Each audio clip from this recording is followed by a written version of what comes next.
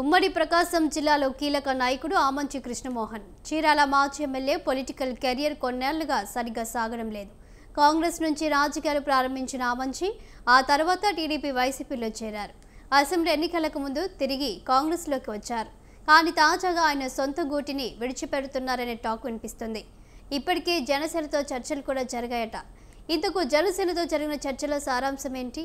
ఆయన ఎంట్రీకి green signal లభించిందా? ఈ special స్టోరీలో చూడండి.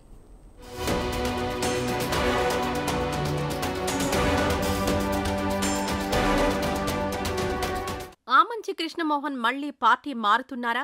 ఏ పార్టీలో చేరినా ఈసారి మంత్రి పదవే లక్ష్యంగా పెట్టుకున్నారా అంటే అవుననే సమాధానమే వస్తోంది. ఉమ్మడి ప్రకాశం జిల్లాలో ఆమంచి కృష్ణమోహన్కు మంచి పేరుంది.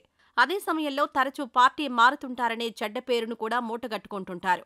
అయితే తనకు అవమానం జరిగినా, ఏమాత్రం ప్రాధాన్యత తగ్గిందని భావించినా వెంటనే పార్టీ మారడం ఆయనకున్న అలవాటు. పదవుల కోసం కంటే పేరు కోసమే ఎక్కువగా తప్పిస్తుంటారని సన్నిహితులు చెబుతుంటారు. ప్రస్తుతం కాంగ్రెస్ పార్టీలో ఉన్న ఆమంచి ఇప్పుడు వేరే పార్టీలోకి వెళ్లాలని భావిస్తున్నారట. ఈసారి పార్టీ మారితే తప్పకుండా తాను కోరుకున్న చోట ఎమ్మెల్యే టికెట్ లేదంటే ఎమ్మెల్సీ పదవితో పాటు మంత్రి పదవి కూడా కావాలని డిమాండ్ చేయనున్నారట.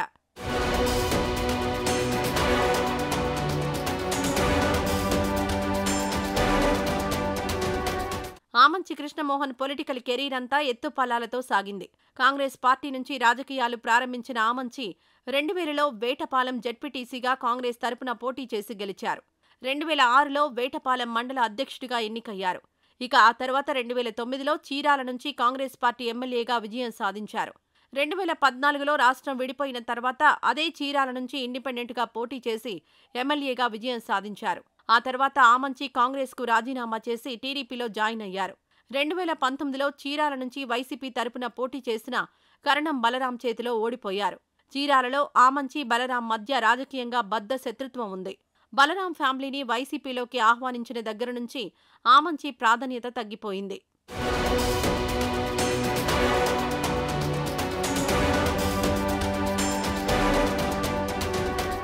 ఆమంచిని చీరాల నుంచి కాకుండా పర్చూరు లేదా అద్దంకి నుంచి పోటీ చేయాలని జగన్ సూచించడంతో ఎన్నికలకు ముందు ఆమంచి కాంగ్రెస్ పార్టీలో జాయిన్ అయ్యారు. ఆ పార్టీ టికెట్పై చీరాల నుంచి బరిలో నిలిచారు. వ్యక్తిగత హవాతో నెగ్గుకు రావాలని భావించారు. కానీ ఆమంచి 3వ స్థానానికి పరిమితమయ్యారు. దీంతో అప్పట్నుంచి ఆయన కాంగ్రెస్ పార్టీకి కూడా దూరంగా ఉంటూ వస్తున్నారు. అయితే రాజకీయాలకు దూరంగా ఉండడంతో ఆయనకు ఇబ్బందులు ఎదురవుతున్నాయట. చీరాలలో తన హవా తగ్గిపోతుందని, తనకు తగిన ప్రాధాన్యత ఉండడం లేదని గ్రహించి అధికారంలో ఉన్న జనసేనలోకి వెళ్లాలని భావిస్తున్నారట. ఈ క్రమంలో జనసేనలోని కీలక నాయకులతో కొన్నాళ్లుగా చర్చలు జరుపుతున్నట్లు తెలిసింది.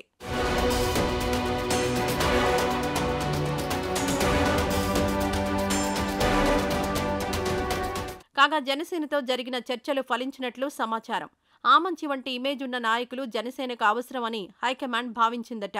వ్యక్తిగత హవాతో గెలిచిన చరిత్ర కూడా ఉండడంతో పవన్ కళ్యాణ్ ఆయన రాకకు గ్రీన్ సిగ్నల్ ఇచ్చినట్లు తెలిసింది. ఆమంచిని కేవలం చీరాలకే పరిమితం చేయకుండా చుట్టుపక్కల కూడా వాడుకునే అవకాశం ఉండడంతో జనసేన నాయకులు కూడా ఆమంచి రాకను వ్యతిరేకించటం లేదని సమాచారం.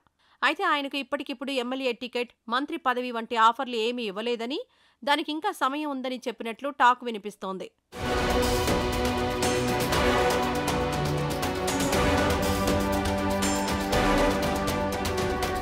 అయితే ఆమంచి ఇమేజ్ ఏమాత్రం తగ్గకుండా ఒక నామినేటెడ్ పోస్ట్నిచ్చే అవకాశం ఉంది. అన్ని అనుకున్నట్లు జరిగితే త్వరలోనే ఆమంచి జనసేనలో చేరుతారనే చర్చ జరుగుతోంది. ఆమంచి సోదరుడు స్వాములు గత ఎన్నికలకు ముందు జనసేనలో చేరారు. అయితే ఆయన కోరుకున్న టికెట్ కాకుండా గిద్దలూరు టికెట్ దక్కటంతో బయటకొచ్చారు. అప్పట్నుంచి ఆమంచి ఫ్యామిలీతో జనసేన కూడా దూరంగా ఉంది.